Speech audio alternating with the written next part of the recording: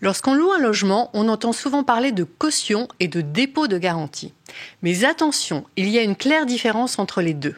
Pourtant, beaucoup de locataires et même certains propriétaires les confondent. Alors, faisons le point. La caution, c'est une personne. Elle s'engage à payer à votre place si un jour, vous ne pouvez plus assumer votre loyer. C'est souvent un parent, un proche ou même un organisme. Sachez qu'il existe deux types de caution, simple ou solidaire. Avec une caution simple, le propriétaire doit d'abord réclamer l'argent au locataire avant de se tourner vers la caution.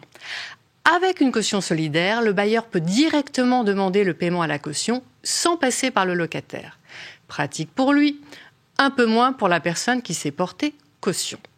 Et si plusieurs personnes se sont portées caution solidaire, le bailleur peut poursuivre n'importe laquelle et lui réclamer la totalité des sommes dues par le locataire. Et le dépôt de garantie alors ? C'est une somme d'argent que le locataire verse au propriétaire au moment de la signature du bail. En quelque sorte, une sécurité pour couvrir d'éventuels impayés, des réparations ou des dégradations. Son montant est plafonné à 1 mois de loyer hors charge pour une location vide. En fin de bail, le dépôt de garantie est rendu au locataire, moins d'éventuelles retenues si des sommes restent dues ou si le logement a subi des dégâts. En résumé, la caution est une personne ou un organisme qui devra se substituer au locataire pour régler ses dettes s'il y a lieu.